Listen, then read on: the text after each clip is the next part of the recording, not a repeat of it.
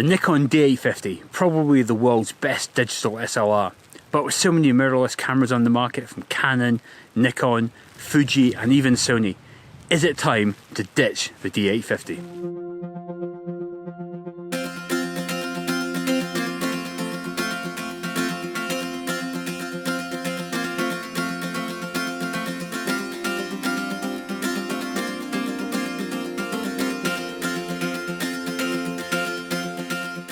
I love my Nikon D850, it has helped me capture some truly amazing images.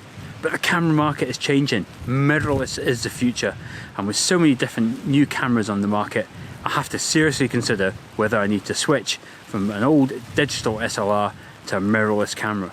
But which one? There's so many. I've got Nikon Z offerings, I've got Canon EOS R, I've got Sony Alpha and the A7 and the A9 and even the Fuji GFX. Is it time to switch? So in this video I'm going to share with you my thoughts about how I feel about the Nikon D850 and whether I should change to a mirrorless camera either now or in the near future. But before I do that, I need to evaluate, is the Nikon D850 still a good camera for capturing good landscape images? So I've come up into Dartmoor and as you can see it's snowing, so hopefully when this snow shower clears I'm going to take a few landscape images and we'll see if the Nikon D850 is still a good tool for capturing landscape images.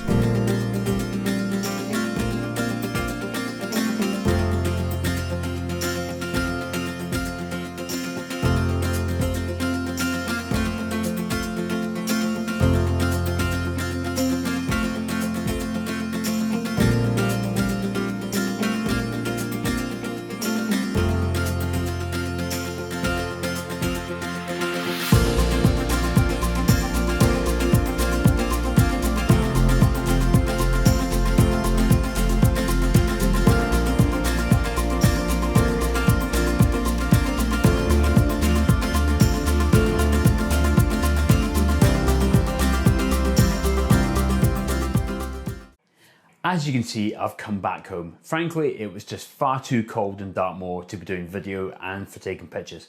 I barely had enough feeling in my fingers just to press a shutter button on the D850. But now that I'm back home and I've warmed up a bit and I've had a cup of coffee, let me share you my thoughts on whether I'm going to ditch the D850. Let's start by answering the question I left you with up in Dartmoor.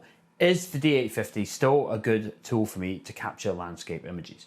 Well, you've already seen the images on the screen and I've made a few prints. I made this A3 image here, one of the images I took up here in Great Staple Tor, and there is bags of detail in this image. And the dynamic range is really good as well. I've managed to pull lots of wonderful detail out of the shadows. It makes a really nice print. So printing images generally isn't going to be an issue. I've also made this panoramic image as well. And this totals about 180 megapixels, I think. And there is bags of detail there, right from the foreground all the way to the background there. So to answer the question, is it still a good tool for capturing landscape images? Well, for me at least anyway, quite clearly it is. By the looks of it, there's no doubt that the D850 continues to capture wonderful landscape images. But as most photographers will tell you, it's a photographer that takes a picture, not the camera. And if you're in any doubt about that, watch a video I made last year called Shoot Print Surprise. I'll pop a link for it up in the corner of the screen. Check out those images and then hang around to the end of the video to see what camera I shot them with. While the D850 won't make me a better photographer, it can make the experience of capturing an image either easier or more enjoyable. So this is why I'm starting to look at these new mirrorless cameras to try and understand, are there features and things in those cameras that would make the process of capturing my landscape images either easier or more enjoyable. Now there are two things I'm really looking for in a mirrorless camera. And first of all, that's it. First one is the EVF, an electronic viewfinder. Now I've used an EVF on a number of cameras, including this one that I'm actually filming this video on. When I was up at Great Staple Tor, I was lucky enough, my friend had a Z7 with him. Having a look at that camera and looking through that viewfinder, I was blown away by the experience. I had all the information that I'd normally get on the LCD in the back of my D850, but there it was inside the viewfinder. And sometimes you just want to use the viewfinder. Other things I'm looking for is new glass. So one of the things about all the mirrorless cameras that are coming out now, they're creating a whole new set of lenses to go with those cameras. Now, I'm not particularly unhappy with the lenses I've got, but some of them are quite old now. My 16 to 35 is a good 6 to 7 years old now. And while it produces great images, it does have some limitations. So what I would be looking for if I was going to change would be the newer glass manufactured to today's standards and allows me to resolve all that information that the sensor on my camera can resolve. So a real upstep in image quality. So they're the two things I really would be looking for. Which mirrorless system would I go to? Well, there's a GFX system from Fuji, a medium format mirrorless camera system.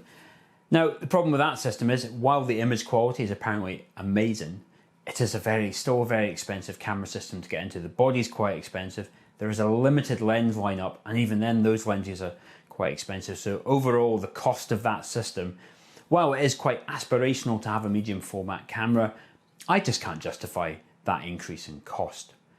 Then we move on to the Sony mirrorless system, and obviously they've been in the market a bit longer. They've got a good lens lineup. The camera's a bit more reasonably priced. But I think now that Nikon have got their Z mirrorless offering out, I don't know why I would switch to Sony. I don't know why I'd want to get rid of all my lenses. Whereas with the Nikon Z system, I can gradually convert and buy new lenses as required. So if you look at the Canon system as well, pretty well the same reasons I won't get into Canon as I wouldn't get into Sony. So realistically for me, the natural step, if I wanted to go mirrorless, would be to go with the Nikon Z system and perhaps in either the Z6 or the Z7. Would I move to the Nikon Z system today? Probably not. It's got some of the lenses I'm looking for, like the 24-70 f4, but I'm really interested in the 14-30 f4, which comes out later on this year.